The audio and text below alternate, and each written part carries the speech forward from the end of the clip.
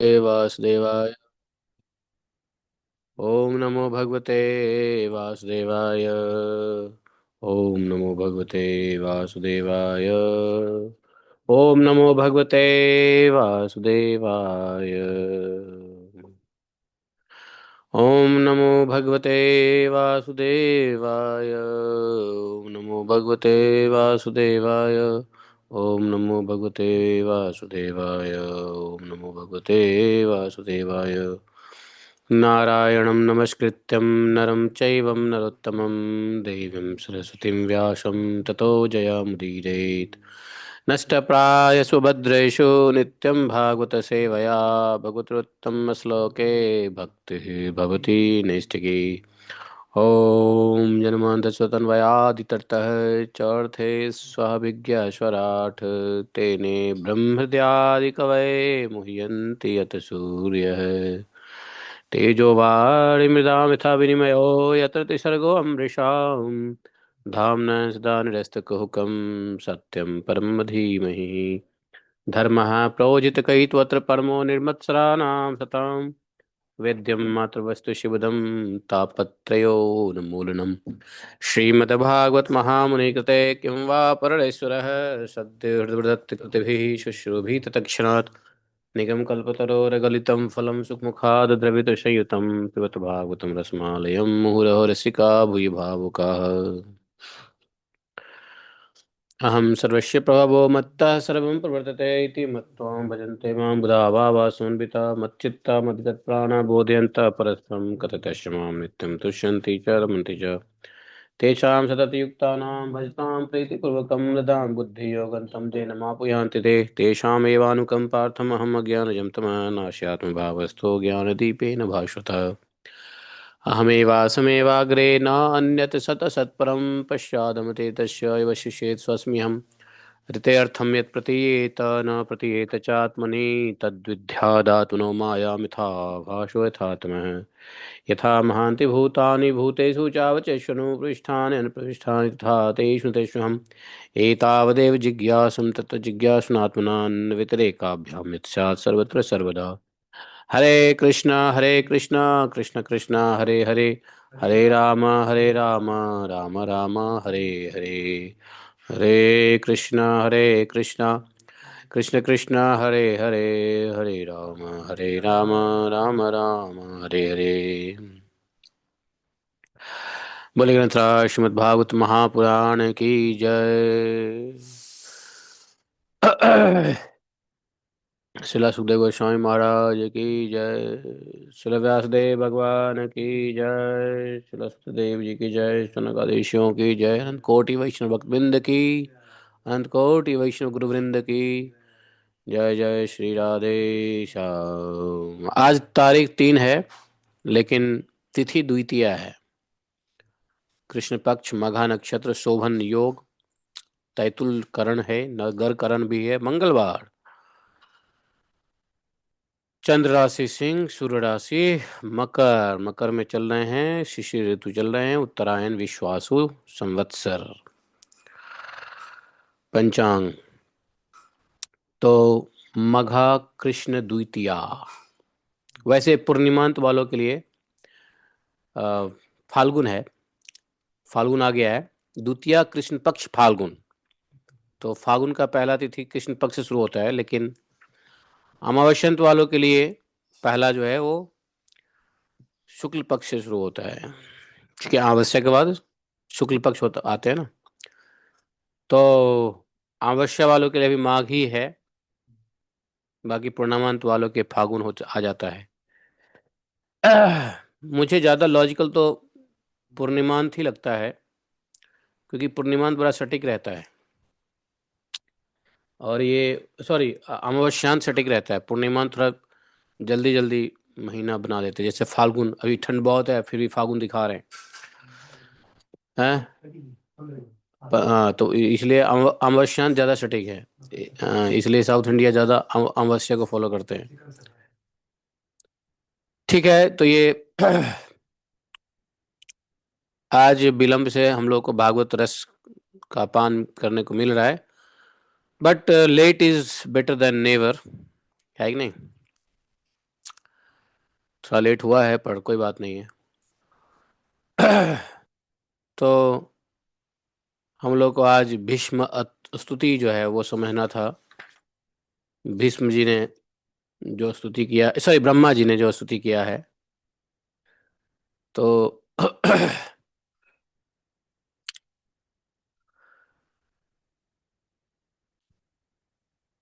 ब्रह्मा जी ने क्यों स्तुति किया है? क्योंकि लोक रचना के लिए वो उत्सुक हो रहे हैं, लेकिन लोक रचना कर नहीं पा रहे हैं, कर नहीं सकते हैं, क्योंकि उनको पूर्ण तत्व दिखाई नहीं दे रहा है। दो ही तत्व दिखाई दे रहा है रचना वाले में। तो दो तत्व के अलावा तीन तत्व के अलावा दो तत्व और चाहिए। अभाव में जो है ना, भगवान का ध्यान करके चित्त लगा करके स्तुति कर रहे हैं। तो ब्रह्मा जी की स्तुति है। ब्रह्मोवाच ज्ञातो असि मे अद्य सुचिरात् तनुदेह भाजाम् न ज्ञायते भगवतो गतिरित्यवद्यम न अन्यत्तदस्ति भगवन्नपि तन्न शुद्धं माया गुणव्यतिकराद्य दुरूह विभाषे रूपं यतेद तव रूपं यदेव तव बोध शोधयेन शश्वन्निवृत्त तस्मत्सः सतदनुग्रहाय आदौ गृहीत अवतार सतैक बीजम यन्नापि पद्म भवनादहमाविरासं नातः परं परं यद् भवतः स्वरूपम् आनन्दमात्रं विकल्पमविद्वच्चः पश्यामि विश्वसृजमेकं विश्वकमात्मनः भूतेन्द्रियात्मकदमस्तद उपाश्रितोऽस्मि तद्वा इदं भुवनमङ्गलं मङ्गलाय ध्यानयश्मनो दर्शितं त उपासकानां तस्मै नमो भगवते अनुविधेम तुभ्यं यो अनादृतो नरकभाग्भिः सत्प्रसङ्गैः। ॐ अज्ञानतिमिरान्धस्य ज्ञानाञ्जनशलाकया चक्षुरुन्मीलितं येन तस्मै श्रीगुरुवे नमः। श्रीचैतन्यमनोभीष्टं स्थापितं येन भूतले स्वयं रूप कदा मह्यं ददाति स्वपदान्तिकं वन्देऽहं श्रीगुरोः श्रीयुतपदकमलं श्रीगुरोन् वैष्णवांश श्रीरूपं साग्रजातं सहगण रघुनाथान्वितं तं सजीवं साद्वैतं सावधूतं परिजनसहितं श्रीकृष्णचैतन्यदेवं श्रीराधाकृष्णपादान् सहगण ललिता श्रीशाखान्वितांश्च हे कृष्ण करुणा सिंधो दीनबंधो जगतपते गोपेश गोपिका कांतम राधा कांतम नमस्तुते तप्त कांचन गौरांगी राधे वृंदावनेश्वरी वृषभानुसुते देवी प्रणमामि हरिप्रिये वाञ्छाकल्पतरुभ्यश्च कृपा सिन्धुभैव च पतितानां पावनेभ्यो वैष्णवेभ्यो नमो नमः। जय श्री कृष्ण चैतन्य प्रभु नित्यानंदा श्री अद्वैत गदाधर श्रीवासादि गौर भक्तवृंद। हरे कृष्णा कृष्ण कृष्ण हरे हरे हरे राम राम राम हरे हरे। बोले ग्रंथराज श्रीमद् भागवत महापुराण की जय।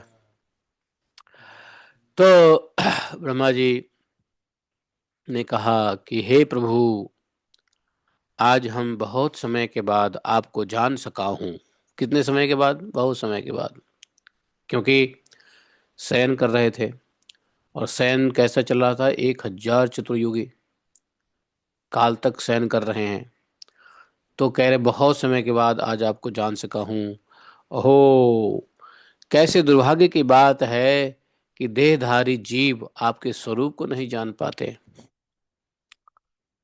आपके सिवा कोई और वस्तु नहीं है।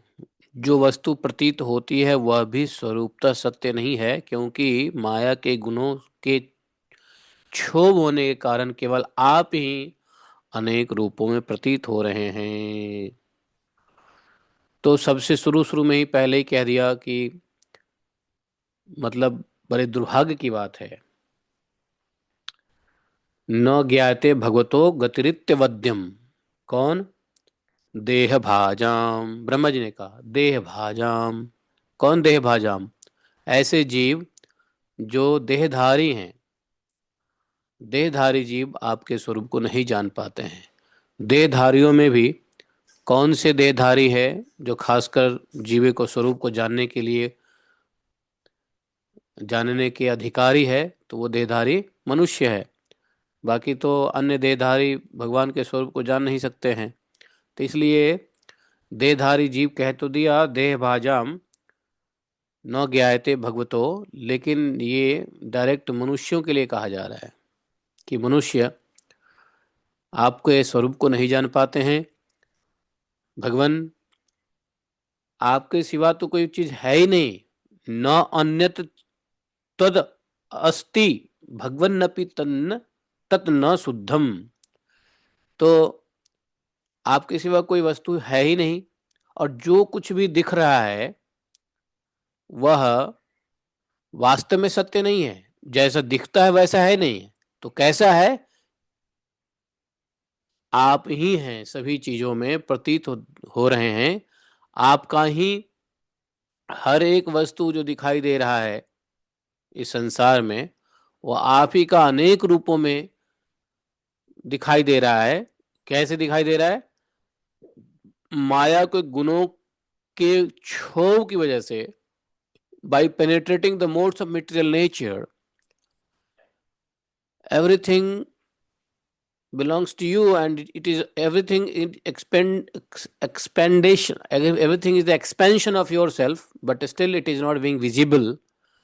जो दिखाई देता है वो आप नहीं दिखाई देते, कुछ और दिखाई देता है। तो ये माया है, लेकिन वास्तव में सब कुछ आप ही दिखाई देते हो, आप ही प्रतीत हो रहे हैं। तो ये इसको क्या कहते हैं? इल्यूजन। यही इल्यूजन है कि जो है वो नहीं दिखाई देता है। अर्थात क्या है? तो भगवान ही है सभी अनेकों रूपों में। और ये बात विराट स्वरूप में भगवान ने सिद्ध कर दिया है। विराट स्वरूप अभी अभी बता ही दिया था नहीं? कितने स्पीकर से हम लोगों ने विराट स्वरूप भगवान का समझ लिया। तो विराट स्वरूप जानने के बाद जो विराट भगवान के विराट सृष्टि निर्माण विराट स्वरूप को समझ लेता है, फिर उसको और कुछ जानने की जरूरत ही नहीं है। तो विराट स्वरूप जानने से ही माया का अंत हो सकता है, क्योंकि विराट स्वरूप में बताया गया है अहम सर्वस्य प्रभवो मत्तः सर्वम प्रवर्तते। सब कुछ मेरे से ही निकला है। तो फिर आपसे निकला है तो आप दिखाई क्यों नहीं दे रहे हो? तो यही तो गुणों का पर्दा है, यही तो गुणमयी गुणों का पर्दा है, कवरिंग है, एनवेलपिंग है। तो गुण के पर्दा की वजह से हमको नहीं दिखाई दे रहा है। लेकिन यह ज्ञान हो जाने के बाद भी क्यों नहीं दिखाई दे रहा है? प्रश्न यह है कि ये हमने भागवत में 4 बार पढ़ लिया, 8 बार पढ़ लो, 10 बार पढ़ लो, या 1 बार पढ़ लो, कभी कितना भी पढ़ लो, भागवतम से हमने समझ लिया, गीता से समझ लिया भगवान के विराट रूप को। तो अब तो मोह नष्ट होना ही चाहिए। अब तो अनेक रूपों में आप प्रतीत ही हो रहे हो, तो अनेक वस्तु क्यों दिखाई दे रही है? आप क्यों नहीं दिखाई दे रहे हो? उसका क्या कारण है? अब ज्ञान तो हो गया ना कि विराट स्वरूप से भगवान, विराट स्वरूप सब कुछ, विराट पूरे संसार ही विराट पुरुष हैं, और उन्हीं से सब कुछ निकला है, और सब कुछ उन्हीं में जाकर के गर्भस्थ हो जाता है अंत में। तो उन्हीं से निकलता है, उन्हीं में चला जाता है, और उन्हीं के अनेक अनेक रूपों में एक्सपेंशन है।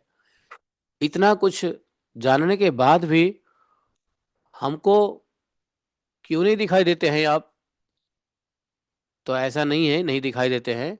इतना कुछ जानने के बाद मन में मॉडिफिकेशन तो, जो सीरियसली भागवतम को सुनता है और भगवान के इस ज्ञान को लेता है, उसके मन के स्तर पे परिवर्तन तो होते हैं, ऐसी बात नहीं है नहीं होते हैं, होते हैं।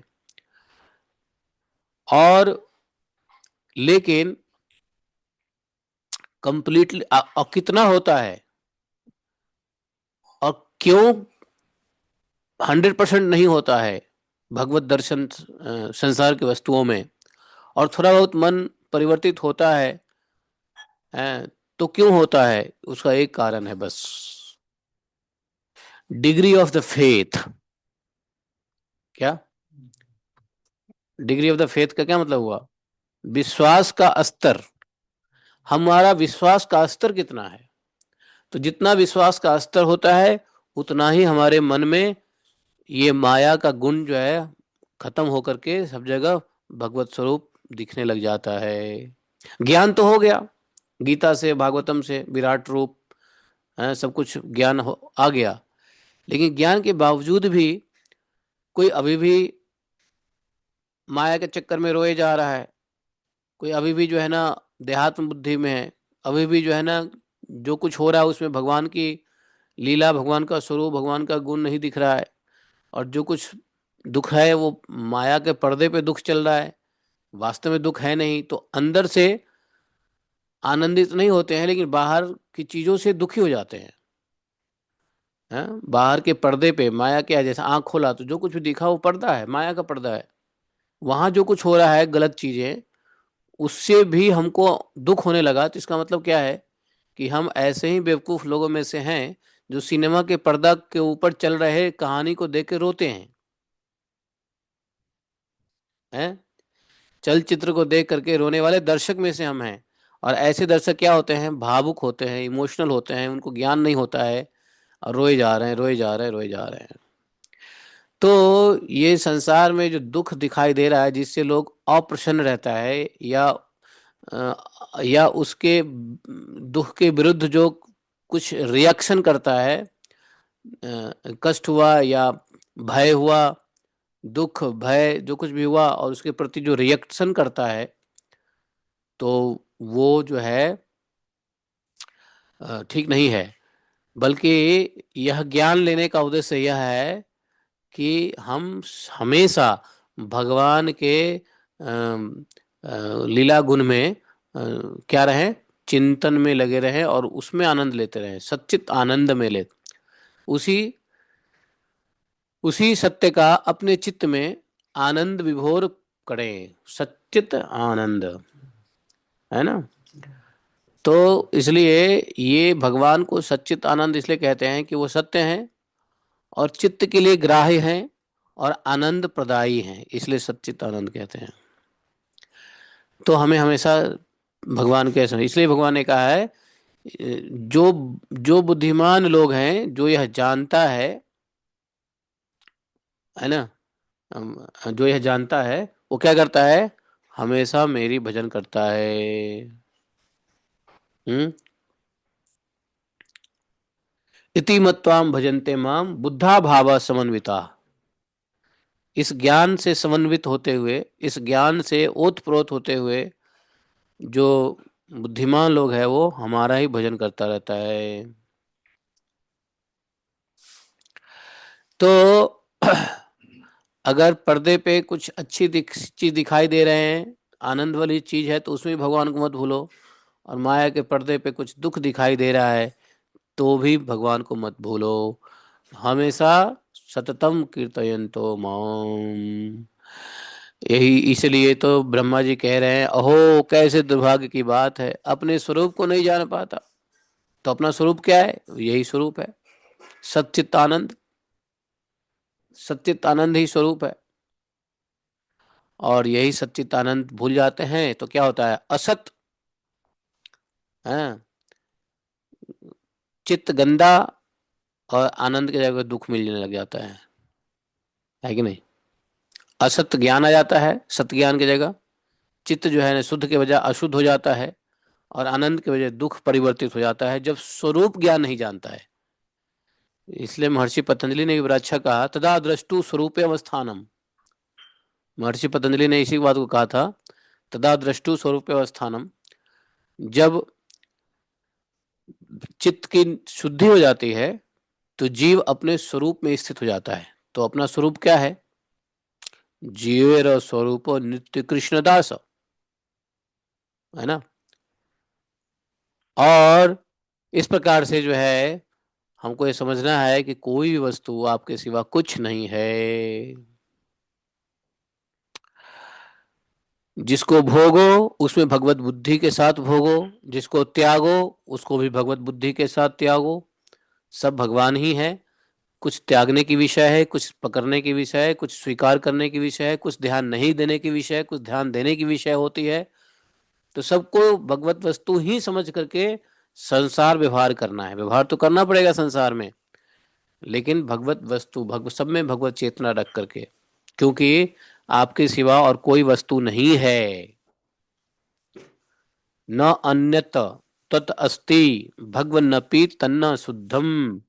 ये पहला श्लोक इतना सार गर्वित है ब्रह्मा जी का, आप समझ सकते हैं। पहला श्लोक में हम ये चल रहे हैं। दूसरा श्लोक सुनो। दूसरा श्लोक में ब्रह्मा जी कहते हैं कि हे देव, रूपम यतेदद बोध रसोदयेन, कि आपकी जो चित्त शक्ति के प्रकाशित रहने के कारण अज्ञान आपसे सदा दूर रहता है। भगवान की जो चित्त शक्ति है वो ऐसे प्रकाशित होता रहता है जिससे अज्ञान हमेशा दूर रहता है। आपका यह रूप, जिसके नाभि कमल से मैं प्रकट हुआ, सैकड़ों अवतार का मूल है। आदौ गृहीतम अवतार शतैक बीजम, शतैक मतलब हंड्रेड्स, सैकड़ों। तो ये आपका, ये जो आपका आदि जो स्वरूप है, ये आपने इस रूप को सत्पुरुषों पर कृपा करने के लिए ही पहले पहल प्रकट किया है। हे भगवन, ब्रह्मा जी कह रहे हैं, आपको जो आनंद मात्र भेद रहित अखंड तेजोमय स्वरूप है। अब देखो भगवान का स्वरूप क्या है, आनंद मात्र। दुख मात्र नहीं है, आनंद मात्र है। भेद रहित है, भेद नहीं, भेद युक्त नहीं है, भेद रहित है, कोई भेद नहीं है। अखंड है, खंडित भी नहीं है। और कैसा है, तेजोमय है, डल एंड डार्क नहीं है, टिमिड एंड विविड नहीं है, तेजोमय है। तो आनंद भेद रहित अखंड तेजोमय स्वरूप है आपका। उसे मैं इससे भिन्न नहीं समझता।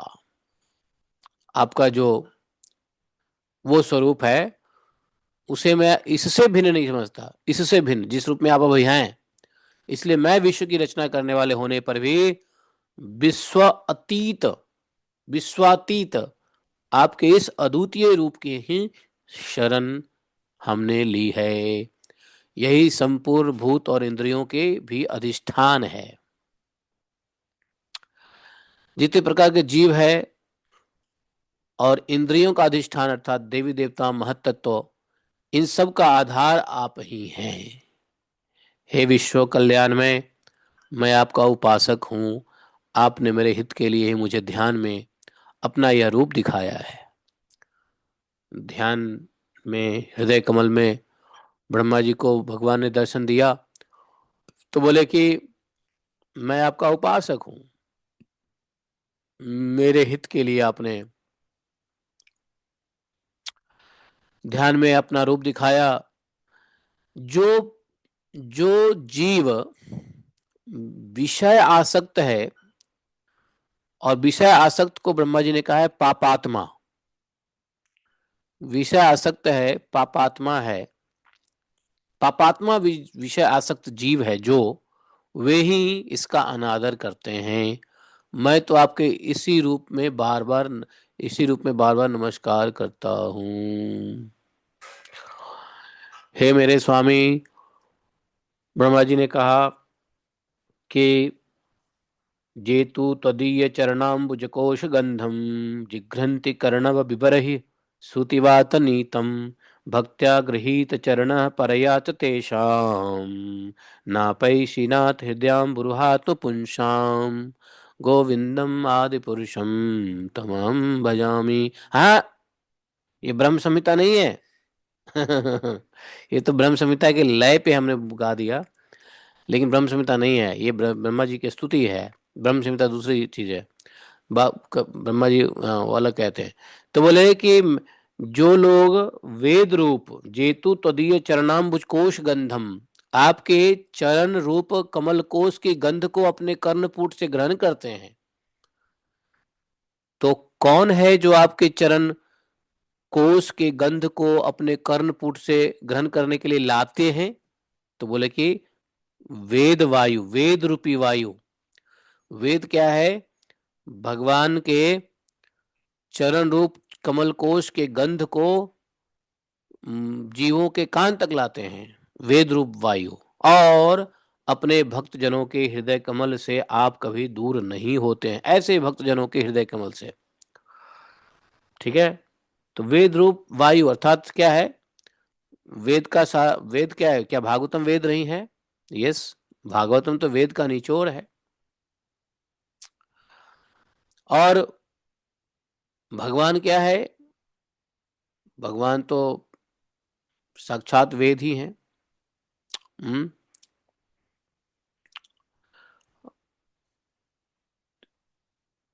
तो भगवान ने कहा भी है, हमवैश्य सर्वम वेद वेद्यम, ऐसा गीता में क्या, कौन सा श्लोक है? हाँ, वेदैश्च सर्वम आमय वेद्यम, है ना? हाँ, तो वहां भी ऐसा ही कहा ही है। तो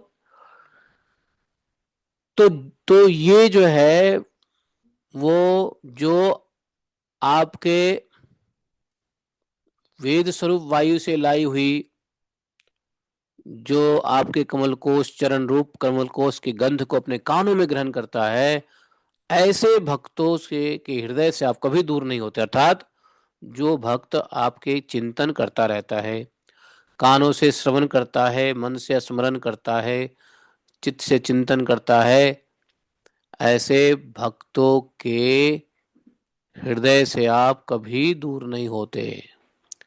ऐसे भक्तों के हृदय को आप क्या बनाते हो? कमल। और उस हृदय कमल पे आप बैठ जाते हो। कमल कैसा होता है? कोमल। कमल कोमल होता है, कमल की पंखुड़ियां कोमल होती है। तो ऐसे भक्त जनों के हृदय आप क्या कर देते हो? कमल जैसा कोमल बना देते हो, है ना? और जब हृदय कमल बना करके फिर आप उसमें बैठ जाते हो, हैं? और आप कभी दूर नहीं जाते हो ऐसे भक्तों के हृदय से। क्यों? क्योंकि आपको वे भक्त भक्ति की डोरी से अपने पाद पद्मों, आपके पाद पद्मों को बांध लेते हैं, आपके पैर को बांध देते हैं भक्ति रूपी डोरी से। आप भाग ही नहीं सकते हो हृदय से। समझे? यही बात सूरदास जी ने कही। सूरदास जी से भगवान ने छल, मतलब सूरदास जी आंख से देखते नहीं थे, तो भगवान ने क्या किया? सूरदास जी को अपना हाथ दिया। सूरदास जी गड्ढे में फंस गए थे, भगवान ने हाथ दिया। हाथ पकड़ते ही सूरदास जी को पता चल गया ये तो और कोई नहीं है, श्याम सुंदर ही है। ये गड्ढे वाली कथा तो अलग है। मतलब वो अ, वृंदावन में चल रहे थे, तो रास्ता दिखा रहे थे, एक्चुअली रास्ता दिखाने के लिए उन्होंने उनका हाथ पकड़ के चलाया।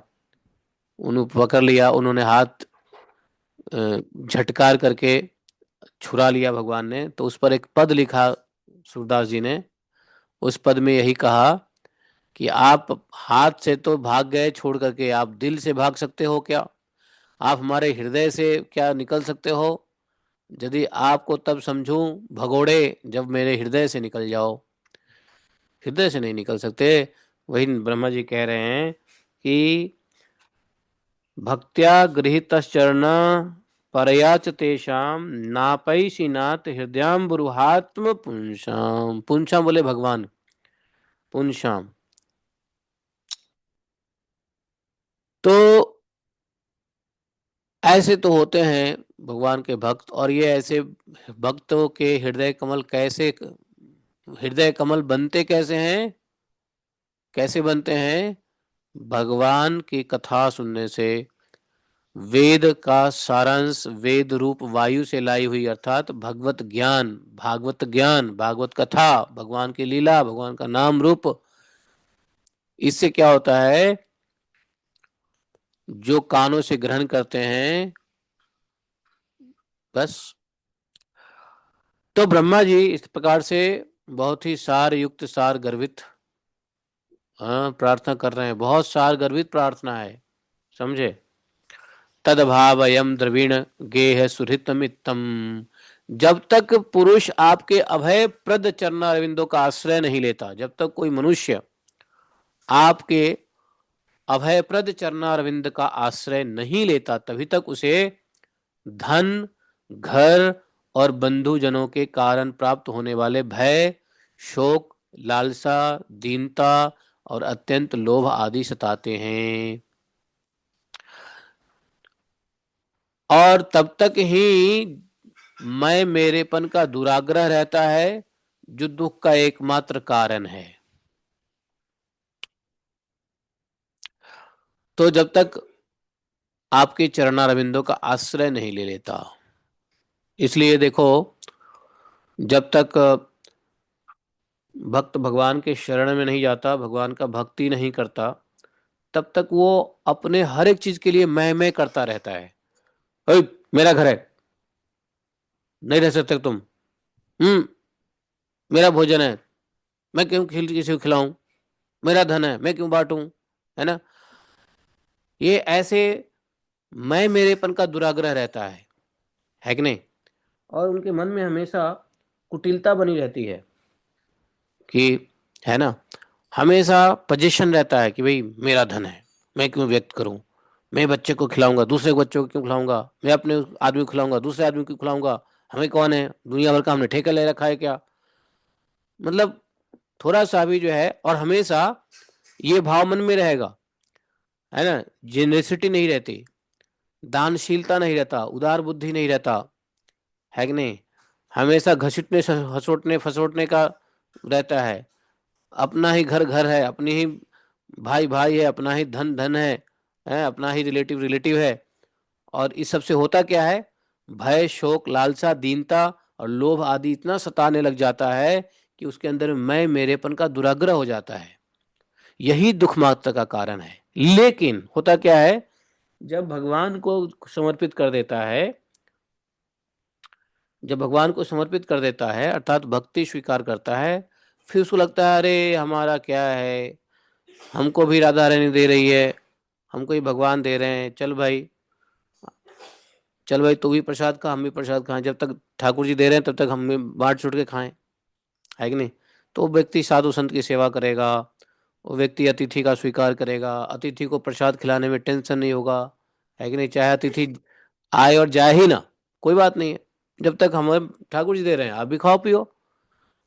अब उसको कोई दिक्कत नहीं है, अगर एक घर भी रहेगा तो उसमें हृदय में जगह है, तो एक घर में ही एडजस्ट करेगा। मतलब ये मैं मेरेपन का आग्रह नहीं, दुराग्रह नहीं रहता, उदार चरित हो जाता है कि ठाकुर जी हम कौन करने वाले हैं, ठाकुर जी करने वाले हैं, है कि नहीं। ठाकुर जी का दिया हुआ है, ठाकुर जी ने दिया है, ठाकुर जी कर रहे हैं, हमने क्या करना है। तो उदार हो जाता है व्यक्ति। फिर वो किसी को खिलाने पिलाने में, किसी को रहने में, किसी को रखने में, किसी को मदद करने में, यहाँ तक कि धन देने में, आश्रय देने में, शरण देने में, वो हिचकिचाता नहीं है।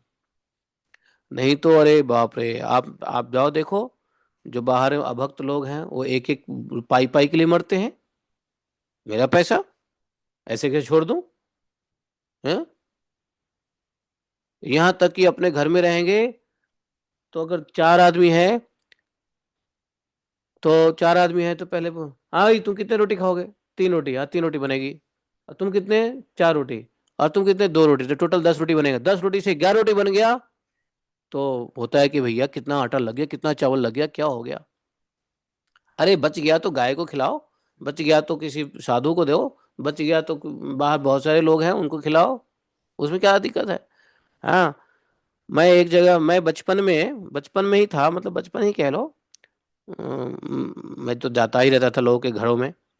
तो मैं एक अपने ही रिश्तेदार के यहाँ गया, तो वहाँ पे जो भाभियाँ थी ना, एक तो पहले मैंने देखा कि जब मैं गया तो उनके नाक भौं सुकरा लिया। मैं सोचू ये नाक भौं क्यों सुकरा रही है, और पूछ रही है अच्छा तो आप कब जाएंगे। हमने कहा जाने का प्लान नहीं है, मेरी ट्रेन तो अभी टिकट नहीं है, टिकट बनाऊंगा। भैया ने कहा है कुछ दिन रहने के लिए। अच्छा, भैया ने कहा कुछ रहने के लिए। अच्छा, ओ ठीक है, ठीक है, ठीक है। अच्छा, शाम को हुआ तो, अच्छा आप कितनी रोटी खाएंगे? हमने कहा मैं तो देखो गांव का आदमी हूँ, 8-10 रोटी तो खा ही लेता हूँ, लेकिन आपका साइज है तो 12-15 खा ही लूंगा। है कि नहीं? ये सत्य घटना कह रहा हूँ, ये सत्य घटना कह रहा हूँ। है कि नहीं? ये मैं अपने उस रिश्तेदार का नाम नहीं बताऊंगा, लेकिन सत्य घटना कह रहा हूँ। है कि नहीं? अब एक शहर के लोग क्या होते हैं, हम गांव के लोग हैं, खाने पीने वाले, खूब खाते खूब खेलते। है कि नहीं? क्रिकेट खेलते, बैडमिंटन खेलते, चेस खेलते, ये खेलते वो खेलते। गांव के लोग खाते ज्यादा हैं। अब शहर के लोग छोटे छोटे रोटी बनावे, और रोटी देख के ही भूख और लगे। है ना? छोटे साइज की रोटी पूरी बनती है, हमारे यहाँ पूरियां होती है ना, छोटी छोटी साइज कचौड़ी बनती है। हाँ, पतली पतली और साइज में भी कचौड़ी टाइप की। ऐसे ऐसे 15 खा जाए अब क्या हुआ? अब पहले तो दिमाग खराब है, पूछे कि भाई आप कब जाएंगे? अरे अभी तो आज सुबह आए हैं, अब कब जाएंगे? जाने की टिकट पूछ रहे हैं। मतलब क्या है कि बोझ बना हुआ है, आ गए हैं तो क्या करेंगे, है ना? उनकी स्वतंत्रता खत्म हो जाएगी, उनको टाइम पे खाना बनाना पड़ेगा। है कि नहीं? देना पड़ेगा। बाकी अपने तो कैसे भी सारे बासी खा ले, या पति को कह दे भैया बाहर खा लेना, कैंटीन में खा लेना। है ना? अब कोई आ जाता है तो बनाना ही पड़ता है। है कि नहीं? तो अब वही गांव से कोई आ जाए तो, और ये बात है जब मैं अपने गांव से डिस्ट्रिक्ट टाउन आया था, उन दिनों की बात है, जब मैं कोई 12-13-14 साल का रहा हूँ, ज्यादा ज्यादा नहीं रहा हूँ। अच्छा, उसके बाद भोजन का समय हुआ, लंच का टाइम हुआ।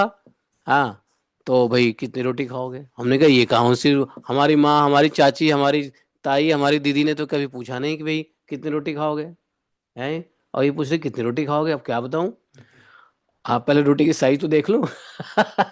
तो मैंने ऐसे ही बोल दिया, 4-5 खा लेंगे। अरे जब रोटी आई तो इतनी छोटी छोटी, तो 4-5 होते पेट ही नहीं भरा। और उससे ज्यादा एक रोटी मांग लिया तो उनकी मुंह बन गई। सत्य घटना कह रहा हूँ, सत्य घटना कह रहा हूँ। भगवान भला करे। हाँ, ऐसी आत्माओं को भी।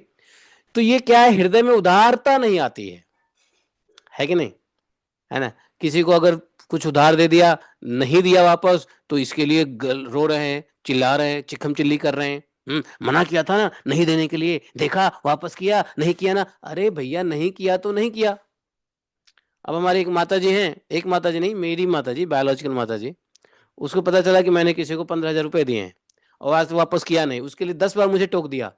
उसने पैसा दिया नहीं तुमको, क्यों नहीं दिया? हमने कहा अरे नहीं दिया तो नहीं दिया, छोड़ो ना भाई, काहे को तुम पीछे पड़ रहे हो, कौन सी, है ना? लेकिन माता जी, हमारी माता जी गांव की है। तो कहने का मतलब ये है कि ये जो है भय, शोक, लालसा, दीनहीनता, ये कंजर्वेटिवनेस, ये सब भक्तों को नहीं आता है। जो भगवान के चरणारविंद, उनको लगता है सब भगवान का दिया हुआ है, जिसका जो हिस्सा है खा लेगा, जिसका जो हिस्सा है ले जाएगा, जिसका जो हिस्सा है, जिसका हमने कर्ज लिया था वो सधा दिया। है कि नहीं? ऐसे भक्त सोचने लग जाता है। वो माइंड कर नहीं करता है, कुछ गया तो माइंड नहीं करता है, कुछ नुकसान हुआ तो माइंड नहीं करता है। मेरेपन का कोई दुराग्रह नहीं होता है। ये ब्रह्मा जी कह रहे हैं, यही दुख का एकमात्र कारण है। तो दुख का कारण क्या है? भगवान की भक्ति नहीं करना। तो शुरू की लाइन में क्या कह दिया कि अभय चलना रविंद्र का आश्रय नहीं लेता, तो अंत की लाइन में क्या दिया? दुख का एकमात्र कारण है।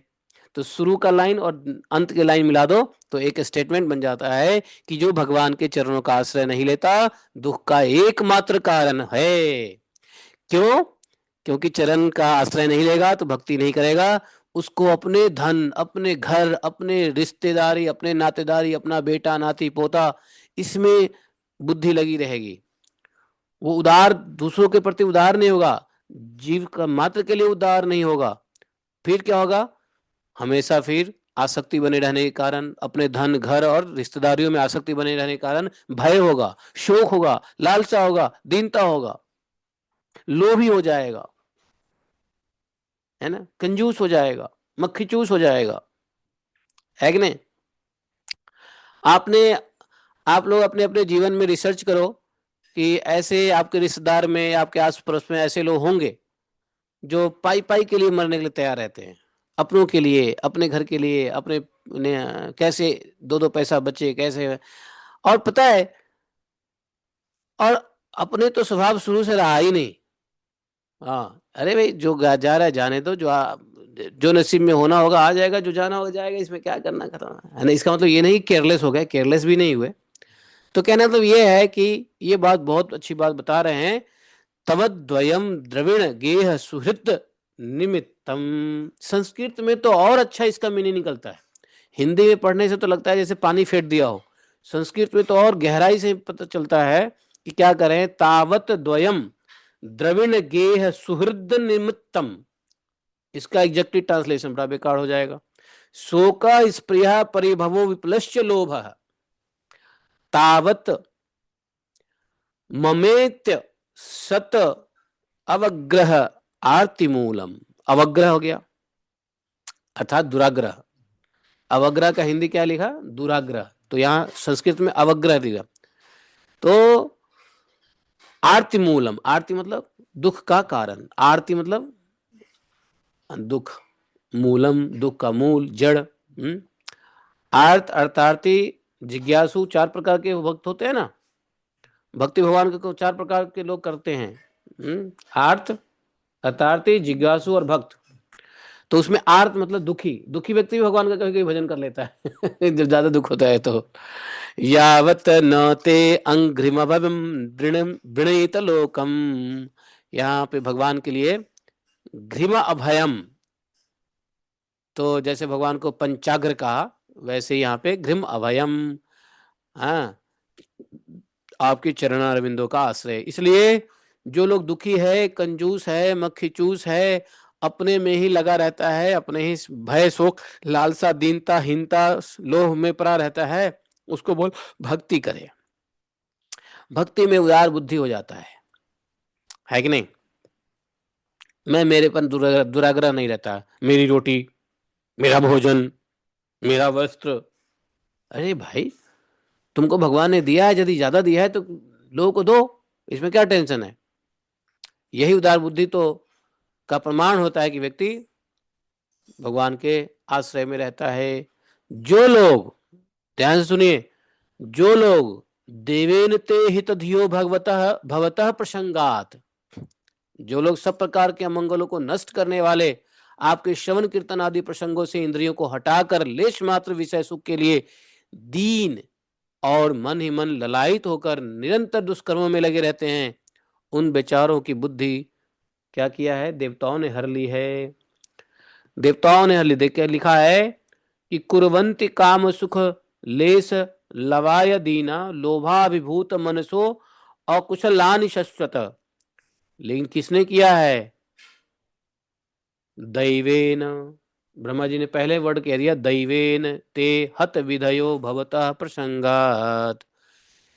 आप आप क्या हैं, अमंगल को नष्ट करने वाले हैं। आप सभी प्रकार के, हे प्रभु, आप सभी प्रकार के अमंगल को नष्ट करने वाले हैं।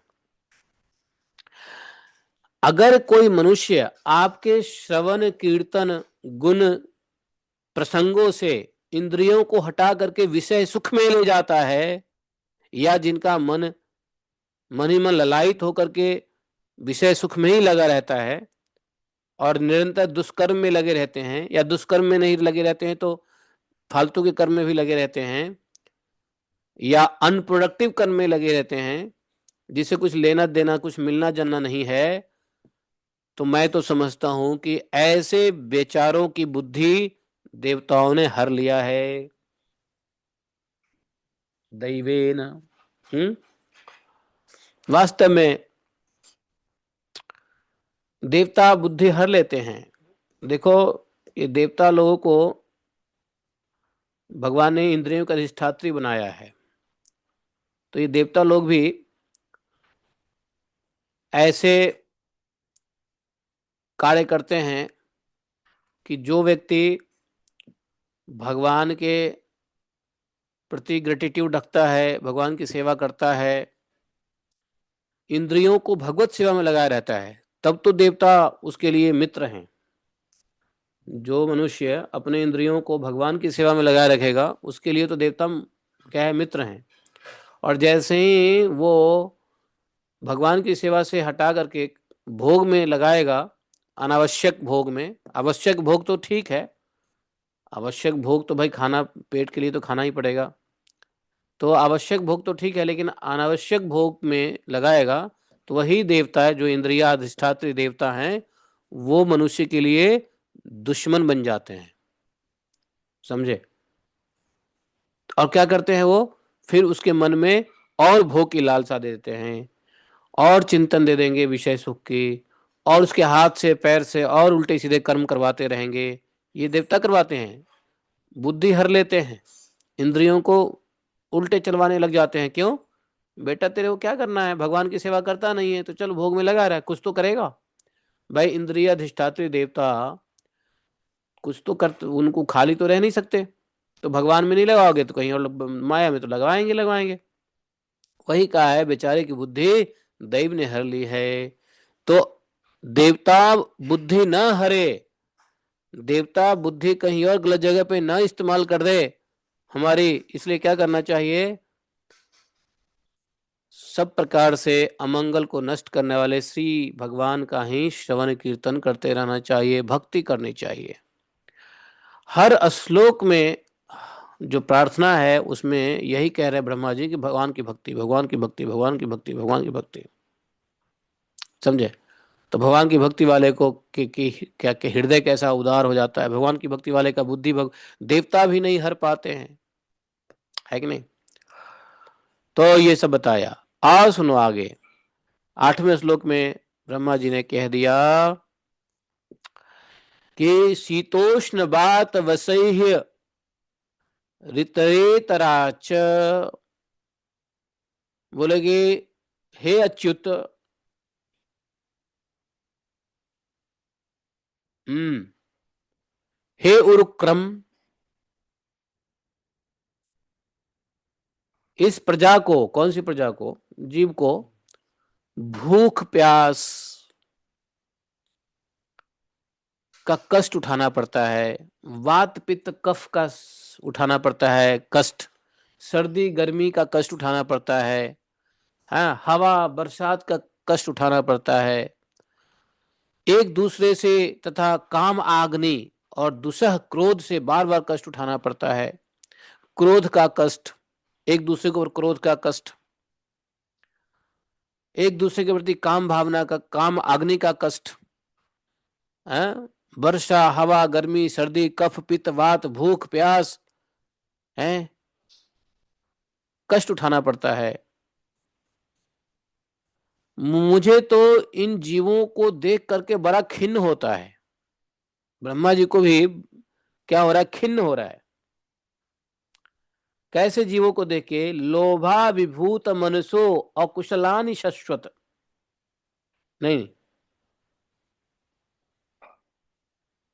हाँ, मन उरुक्रम सीदते में, मेरा मन जो है सीदते, सीदन, सीदन बोलते हैं कि मतलब दुख से व्यथित हो जाना।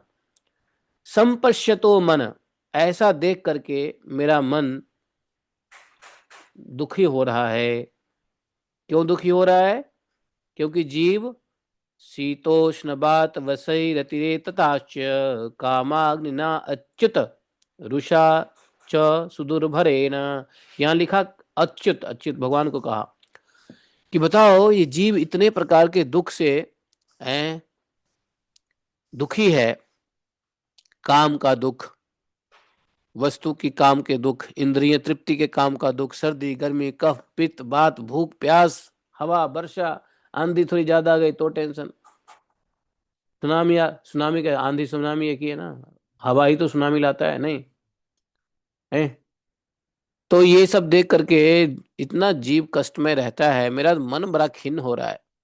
बताओ, और फिर भी जीव आपके प्रति भक्ति भाव नहीं रखता। क्या कहना? ऐसा। तो हे स्वामिन, अभी देखो सृष्टि की रचना नहीं हुई है, अभी ब्रह्मा जी को सृष्टि की रचना करनी ही है।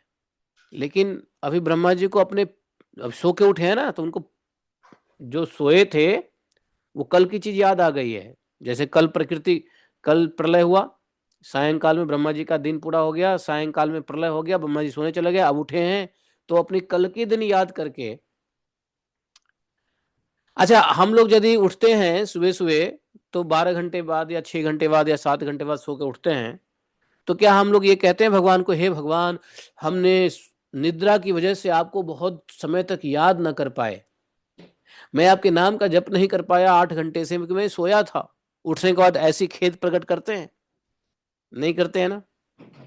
हाँ, नहीं करते हैं।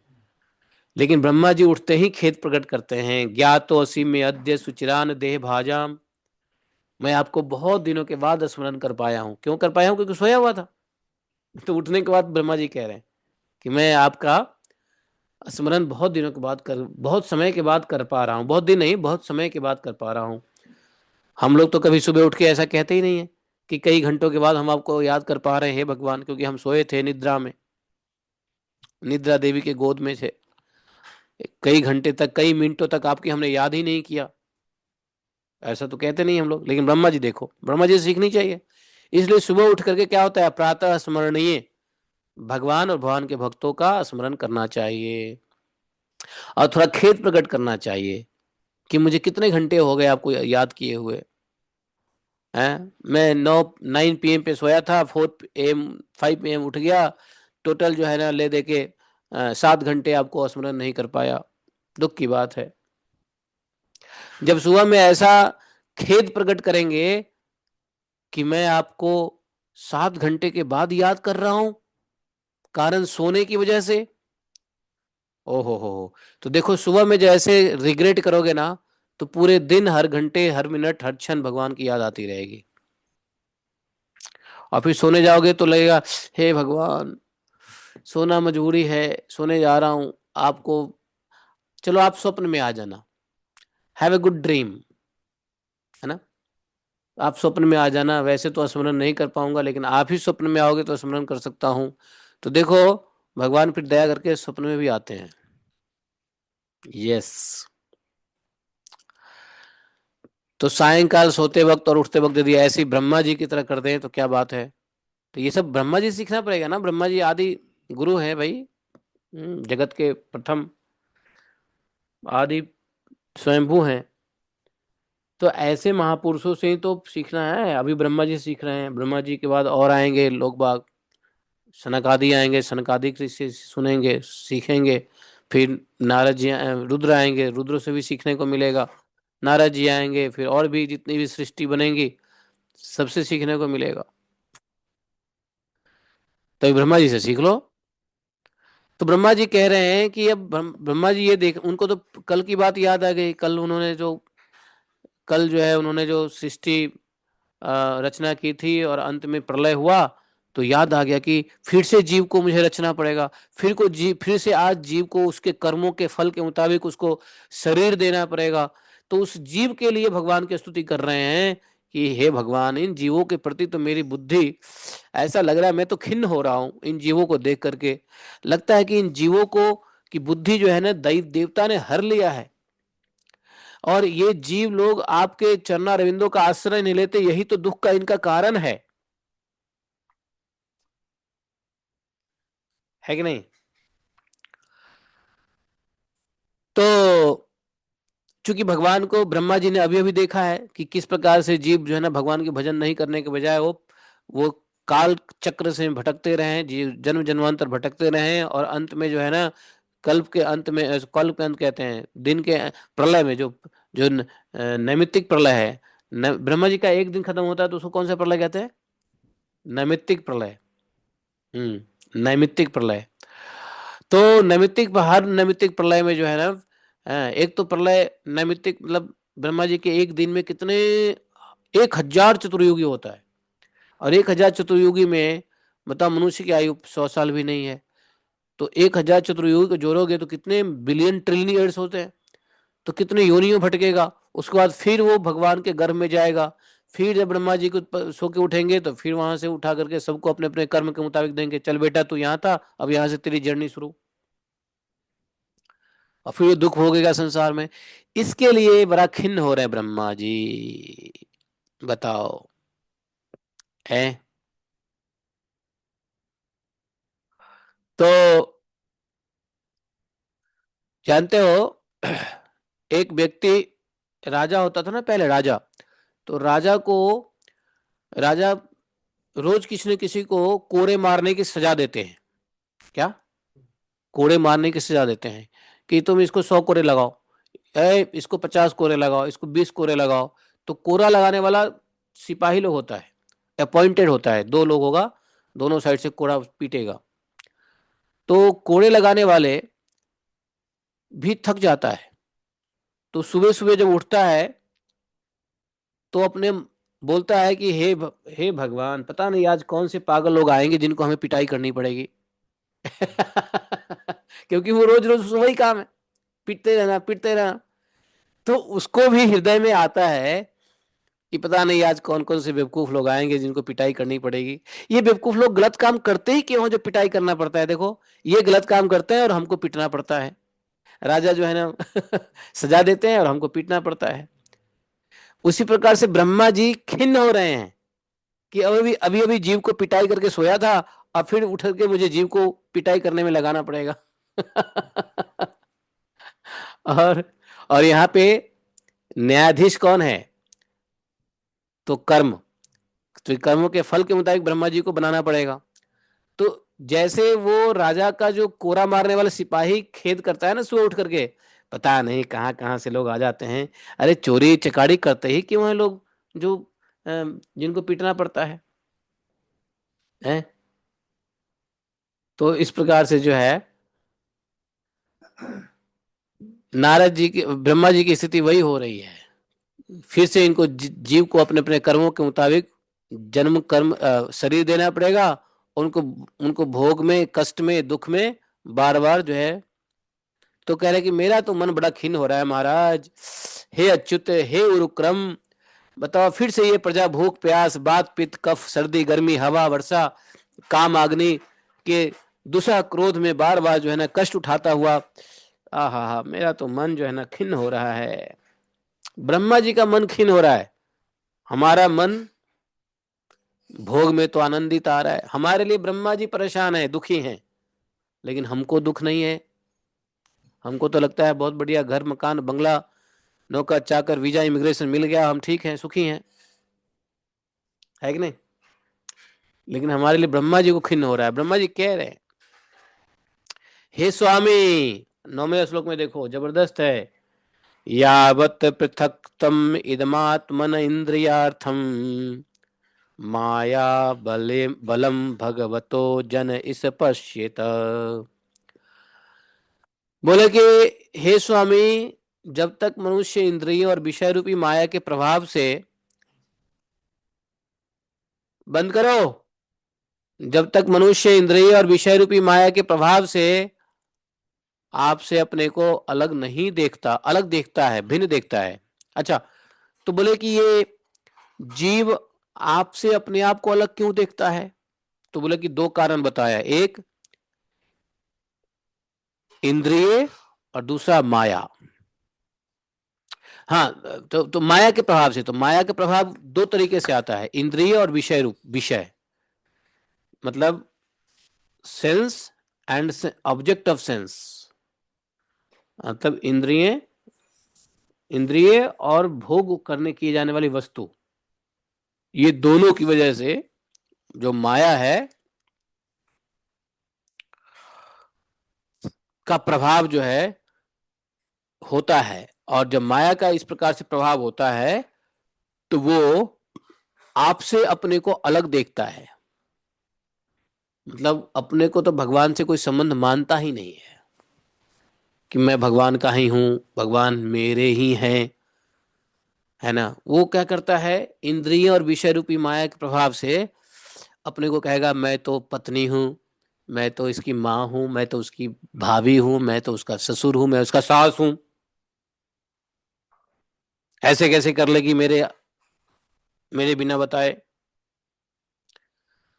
तो वो सास ससुर भाई बंधु ये सब जो है हृदय से वास्तव में अपने झूठे रिश्ते को ही अपना समझते हैं, उन्हीं से अपना रिश्ता देखते हैं। इसी प्रकार जब रिश्ता भगवान से जुड़ जाता है तब जाके काम बन जाता है। तब जाके क्या होता है, तो ब्रह्मा जी कह रहे हैं कि संसार चक्र से तावत संसृति रसो प्रतिसंक्रमेत, संसार चक्र से निवृत्ति नहीं होती है, तावत न संसृति रसो प्रतिसंक्रमेत, जब तक वह आपसे अपना रिश्ता नहीं जोड़ता, उसके हृदय में ये नहीं रहता कि भगवान ही मेरे हैं, मैं ही भगवान का हूं। लेकिन अभी हमारे हृदय में क्या है कि इंद्रिय और विषय की माया से क्या होता है कि नहीं, मेरा बेटा, मेरा दामाद, मेरा ससुर, मेरा बाप, मेरा बहन, मेरी पत्नी, मेरा मित्र, मेरा ये, मेरा वो, ये हृदय में रहता है। मेरे प्रभु, हाँ मैं जानता हूँ प्रभु को, प्रभु तो मेरे हैं, कोई किसी का नहीं भैया, भगवान ही सिर्फ हैं। तो जिस प्रकार से हम संसार के नाते रिश्तों को अपने हृदय से अपना मानते हैं, सोते जगते कैसे रहता है, मतलब सब कॉन्शियसली मान लिए हुए हैं कि यही, ये मेरा अपना है। बस जब तक ये मानते रहोगे संसार चक्र से में चलते रहोगे। इसी को रिप्लेस करना है, इसी माया को हटा के क्या करना है, भगवान को अपना मानो कि भगवान ही हमारे हैं, हम भगवान के हैं। अब मान लो जब भगवान हमारे हैं तो क्या करोगे, वही कार्य करोगे जो भगवान को अच्छा लगेगा। क्यों, जब हम सास को अपना सास मानते हैं तो वही काम करना पड़ता है जो सास को अच्छा लगे, नहीं तो क्या होगा, लड़ाई होगी।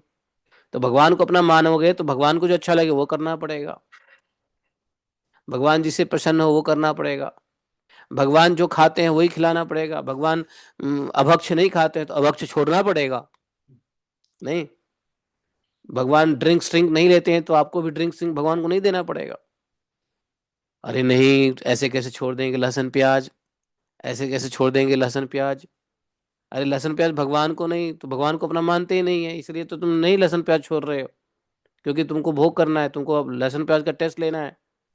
मान लो तुम्हारे घर में कोई बच्चा है वो परवल नहीं खाता है तो परवल तुम बनाओगे, कोई बच्चा बैगन नहीं खाता है तो बैगन लाओगे, क्यों नहीं लाओगे, क्योंकि बेटा नहीं खा रहा है, क्योंकि पति नहीं खाता बैगन। करेला नहीं खाता, क्या बच्चे को तीता लगता है, क्यों, इसलिए नहीं खाता करेला। अरे तो वैसे ही भगवान को अच्छा नहीं लगता लहसुन प्याज, तो तू क्यों बना के खिलाएगा भगवान को, और भगवान को नहीं खिलाएगा तो अपने क्यों खाएगा, है। ऐसा थोड़ी ना होता है कि बच्चे नहीं खाएंगे अपने लिए लाओगे, कौन ऐसी माँ होगी जो अपने लिए लाएगी बच्चे के लिए, नहीं नहीं, बच्चे को अच्छा नहीं लगता लेकिन हमको अच्छा लगता है इसलिए हम ले आते हैं, ऐसा कोई माँ नहीं करती है, या ऐसा कोई पत्नी नहीं करेगा, करेगी कि ठीक है वो इनको तो अच्छा नहीं लगता है लेकिन हमको अच्छा लगता है इसलिए हम ये बना लेते हैं। ऐसा कभी नहीं होता है। ज़्यादातर ये होता है कि घर के मुखिया को जो अच्छा लगता है वही बनता है, या बच्चों को जो अच्छा लगता है वही बनाया जाता है। इसके लिए माँ को सेक्रीफाइस करना पड़ता है, क्योंकि माँ का संबंध है ना, पति पत्नी बच्चों से। उसी प्रकार से भगवान से संबंध जोड़ लेंगे तो भगवान को जो अच्छा लगेगा वही हम करेंगे। नहीं, तो चूंकि यहाँ संबंध तो झूठा है, तो इसलिए हम खाएंगे क्या, खूब बढ़िया से लहसुन प्याज बना के टेस्टी भोजन, जबकि वो बेकार है, और भगवान को डाल देंगे क्या, क्या थोड़ा ड्राई फ्रूट्स या थोड़ा चीनी। हाँ, हम जिस हम जिस माहौल से आए थे, हमारे नेटिव में ऐसे होता है, अपने लिए तो बनाएंगे लहसुन प्याज वाली लोग वह भोजन, और और घर में अगर मंदिर होगा तो उसमें थोड़ा चीनी का लगा देंगे क्या, कटोरी का दूध, दूध भी नहीं यार, चीनी या मिश्री, मिश्री रखा रहता है डब्बा में, एक मिश्री डाल दिया, लो जी आप मिश्री खाओ, हम तो खाएंगे अभक्ष। तो ये सब संबंध ज्ञान नहीं है, ये सब बेकार है। तो यही यहाँ भगवान, यही ब्रह्मा जी कह रहे हैं कि भैया ये माया के प्रभाव की वजह से जब तक भगवान के साथ संबंध नहीं होगा, आपसे जीव अपने को जब तक अलग देखेगा, संसार चक्र में भटकता रहेगा। यद्यपि यह मिथ्या है, यद्यपि माया का संबंध जो है मिथ्या है ना, संसार का रिश्ता मिथ्या है, तथापि कर्म फल भोग का क्षेत्र होने के कारण उसे नाना प्रकार के दुख में डालता भी रहता है। अब यहाँ पे एक प्रश्न आता है, ब्रह्मा जी की बात से सुनकर के लगता है प्रश्न यह होता है कि मान लो यदि यह संसार की चीजें मिथ्या है और हमने मिथ्या से ही संबंध जोड़ दिया, तो ये मिथ्या हमको फिर कैसे दुख देता है? गलत चीज तो दुख दे ही नहीं, जो है नहीं वो दुख क्या देगा? मान लो संसार का नाता रिश्ता असत्य है ही नहीं, तो है ही नहीं तो दुख क्यों देगा फिर? हम अगर संसार में भाई बंधु में नाता रिश्ता रखते हैं, उनको ही अपना मानते हैं, तो इसमें गलती क्या है? अगर वो असत्य है तो वैसे भी दुख नहीं देने वाला, तो दुख में क्यों डालता है? तो यही ना ब्रह्मा जी कह रहे हैं, भैया वह असत्य होते हुए भी दुख में इसलिए डालता है क्योंकि कर्म फल का भोग तो भोगना पड़ेगा। क्योंकि उसके लिए जो आपने कर्म किया है, मान लो संसार में आपने नाता रिश्ता जोड़ लिया, और उसके लिए आपने नाता रिश्ता जोड़ा तो आपने कर्म भी तो किया। तो संसार में माया में जो नाता रिश्ता जोड़ के कर्म किया उससे कर्म फल बनेगा, लेकिन भगवान के साथ जो नाता रिश्ता जोड़ के करोगे उसका कर्म फल नहीं बनता। इसलिए भक्ति में भगवान की जो सेवा करते हैं उसमें कर्म फल नहीं बनता, बल्कि उसमें अपने कर्म नाश होते हैं। शुभ अशुभ कर्म का अंत होता है। यही शुभ अशुभ कर्म जो है हमें संसार चक्र में डालने वाला होता है। तो ये इस तरीके से समझना पड़ेगा 9वें श्लोक को। तो बोले कि यद्यपि यह संसार का नाता रिश्ता जो है विषय रूप माया मिथ्या है, वास्तव में नहीं है, लेकिन फिर भी ये नाना प्रकार के दुख में क्यों डालता है? क्योंकि आपने कर्म कर लिया ना, कर्म फल तो भोगना पड़ेगा। माना तो माना जाना तो किया भी, भगवान को हम मानते हैं लेकिन भगवान के साथ करते नहीं वैसा व्यवहार। मिथ्या नाते रिश्ता को हम मानते हैं, उसके लिए करते हैं, आज भात है, आज आज ये है, आज भार है, आज आज बर्थडे है तो केक ले जाना है, आज चुमावन देना है तो आज पता नहीं ये देना है, मतलब नाते रिश्तेदारी में लगे रहते हैं, शरीर से क्रियाएं करते रहते हैं उसके भरण पोषण के लिए, है ना, पुत्र पत्नी इत्यादि को भरण पोषण के लिए कर्म करते ही हैं। तो ये सब कर्म करोगे तो कर्म का भोग तो भोगना पड़ेगा। भगवान की प्रसन्नता के लिए करोगे तो नहीं भोगना पड़ेगा, भगवान कर्म को काट देंगे। तो ये दुख में डालेगा, ये है मिथ्या नहीं है, दिखाई नहीं, लेकिन फिर भी दुख में डालेगा क्योंकि कर्म हुआ है उसके लिए। गजब की बात है ना? नहीं समझे तुम? समझ गए? तो भैया ये ब्रह्मा जी सुबह उठ करके सृष्टि निर्माण के पहले ही जीवों के प्रति इतना कुछ खेद कर रहे हैं भगवान की स्तुति तो गजब है ब्रह्मा जी की। तो ब्रह्मा जी ने अब 10वें श्लोक में क्या कह दिया सुनो, कि औरों की बात क्या कहें हे देव, भगवान को कह रहे हैं हे देव, औरों की बात क्या कहें, जो साक्षात मुनि हैं वे भी यदि आपकी कथा प्रसंग से विमुख रहते हैं, उन्हें भी संसार में फंसना पड़ता है। जो मान लो मुनि है, ऋषि है, लेकिन ऐसे ऋषि मुनि जो आपकी कथा से विमुख हो गए हैं, उनको भी संसार में फंसना पड़ता है। अब बहुत सारे ऋषि मुनि हैं जो हिमालय में पड़े हुए हैं, तपस्या कर रहे हैं बर्फ में, अपना दिखा रहे हैं कि मैं इतने करोड़ों वर्षों से तपस्या कर रहा हूँ हिमालय में, लेकिन उनको कथा नहीं सुनने को मिलता। वो फंसेंगे, दोबारा पृथ्वी पे जन्म लेते हैं। और ऐसे अपने योग बल से उनको पता चलता है कि मैंने इतने करोड़ वर्ष तक हिमालय में तपस्या किया, क्या मिला? बाबा जी का ठुल्लू, जन्म दोबारा लेना पड़ा। तो ऐसे मुनि क्या करते हैं, जब उनको पता होता है कि योग और ध्यान और करोड़ों वर्ष तक हिमालय में तपस्या करने के बाद भी अपने को कुछ नहीं मिला, तो वो अंत में भक्ति को स्वीकार करते हैं। इन योगी को समझ में आ जाता है तो भक्ति को स्वीकार कर लेते हैं, तुरंत भक्ति को स्वीकार करते हैं योगी लोग। लेकिन भगवान की कथा के बिना उनको लगता है कि हम हिमालय में बैठे हुए हैं, यही जीवन है, यही प्रारब्ध है, यही पराक्रम है, यही पुरुषार्थ है। हिमालय में देखो ना, हिमालय में कितने सूक्ष्म रूप से अनंत काल से कर रहे हैं तपस्या गुफाओं में। भैया उनको मुक्ति नहीं है।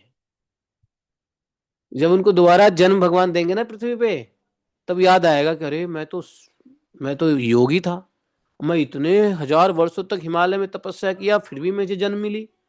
मतलब भैया ये तपस्या किसी काम की नहीं है, ये जीवन ये दुनिया, ये महफिल मेरे किसी काम की नहीं। ये तपस्या, ये हिमालय मेरे किसी काम की नहीं। ऐसे ऐसे को पता चलता है ऋषियों को, मुनियों को। तब जाकर के वो क्या करते हैं, उनके पास सिद्धियां होती है। जो हिमालय में तपस्या करते हैं उनकी सिद्धियां होती है। तो अपने योग बल से क्या करते हैं, वो पता कर लेते हैं कि नहीं, भगवान की भक्ति हमने नहीं की। तो वो ऐसे घर में जन्म लेते हैं जो वैष्णव हों। तो योगी भी आते हैं वैष्णव के घर में, देवता भी आते हैं वैष्णव के घर में, बड़े बड़े हैं, जो जिन पितर का उद्धार होता है वो भी आते हैं वैष्णव कुल खानदान में, और भगवान की भक्ति भजन करके तब जाते हैं। नहीं तो उद्धार है ही नहीं। वही बोला ब्रह्मा जी ने कि साक्षात जो मुनि है ना, मुनि लोग, ये मुनि लोग भी यदि आपकी कथा से अलग रहते हैं तो संसार में फंसने ही पड़ेंगे। अर्थात जो कथा को सुनता रहेगा, जो भगवान की कथा को सुनेगा, वो संसार में नहीं फंसेगा। समझे? और ये जो मुनि लोग हैं वे दिन में अनेक प्रकार के व्यापारों के कारण विक्षिप्त भी रहते हैं, विक्षिप्त चित्त। रात्रि में और दूसरे तो दूसरे व्यक्ति क्या होता है, दिन में काम करते हैं और रात्रि में सो जाते हैं। तो दिन में काम करने की वजह से क्या होता है, उनका मन विक्षिप्त रहता है। मैंने कल कहा था ना, ये करना है, वो करना है, ऐसे करना है, क्या करे क्या ना करे, मन चलता रहता है रजोगुणी। तो उसको वो क्या करता है, रजोगुण मन को विक्षिप्त करता है, वो भगवान के बारे में नहीं सोचने देगा। वो what to do what not to do में ही फंसा रहेगा। और रात्रि में बेचारा सो जाएगा थक के। नहीं, उस समय भी तरह तरह के मनोरथ के कारण क्षण क्षण में उसकी नींद टूटती रहती है। हाँ, सोते हुए व्यक्ति के मन में भी इतना विक्षोभ रहता है कि क्षण क्षण में नींद टूटेगा। जैसे मान लो कल फ्लाइट है, तो 1 घंटे के बाद नींद खुटेगा, टाइम क्या हुआ, फ्लाइट ने छूट जाए, है कि नहीं? या कल किसी व्यक्ति को आना है, आपके खुद बहुत प्रिय मित्र आ रहे हैं, या बहुत है, तो आपको नींद नहीं आएगी। क्यों? कल आने वाले हैं, कल मिलूंगा, कल मुलाकात होगी, कल ये होगा, कल वो होगा, है ना? पिया प्रीतम का मिलन होता है। अब प्रीतम आ रहा है दूर देश से, तो प्रिया बेचारी को रात में नींद नहीं आएगी जब तक मिल ना लें, जब तक देख ना लें। आ रहे हैं, उत्सुकता होती है। कहीं जाना है तो उत्सुकता होती है कि नहीं? कुछ प्राप्त करना है तो उसको तो उत्सुकता होती है। कल कोई घटना है, इवेंट है, तो नींद नहीं आती है, नहीं? तो वही ब्रह्मा जी कह रहे हैं कि रात्रि में तो अचेत पड़ा रहता है, लेकिन कभी कभी रात्रि में अपने मनोरथ के कारण छन छन उसकी नींद टूटती रहती है। अर्थात व्यक्ति सो नहीं सकता ठीक से। क्यों? क्योंकि मन चित्त विक्षिप्त है। और दैववश उनकी अर्थ सिद्धि के सारे प्रयास भी निष्सफल होते रहते हैं। सारे प्रयास क्या होते रहते हैं? निष्सफल होते रहते हैं। टाइम क्या हो गया? हम लोगों ने कितना किया आज? 10 श्लोक तक किया। एक और श्लोक ले लेते हैं, 11वां श्लोक ले लेते हैं। मैंने कहा थोड़ा धीमे हो जाएंगे भगवान की इन बातों में। तो 11वां श्लोक ले लेते हैं और फिर यहीं पे रुक जाएंगे आज के लिए। तो 11वें श्लोक में ने कहा, हे नाथ, ब्रह्मा जी कह रहे हैं, हे नाथ, आपका मार्ग केवल गुण श्रवण से ही जाना जाता है। आपका मार्ग केवल गुण श्रवण से जाना जाता है। आप निश्चय ही मनुष्यों के भक्ति योग द्वारा परिशुद्ध हुए हृदय कमल में निवास करते हैं। हे पुण्य श्लोक प्रभु, आपके भक्तजन जिस जिस भावना से आपकी चिंतन करते हैं, उन साधु पुरुषों पर अनुग्रह करने के लिए आप वही वही रूप धारण कर लेते हैं। भगवान गीता में इस बात को कह भी रहे हैं, जैन जैन माम। कौन सा श्लोक है गीता का वो, जो जे जे माम प्रपद, है ना? भगवान गीता में कहते हैं ना कि जो जिस जिस भावना से भक्ति करता है मैं उसको वैसे ही, ये था माम प्रपद्यन्ते, है ना? हाँ, जे यथा माम प्रपद्यन्ते, 4:11 में देखो, 4:11 में, जे यथा माम प्रपद्यन्ते तांस्तथैव भजामि हम, मम वर्तमान वर्तन्ते मनुष्या पार्थ सर्वसः। है ना?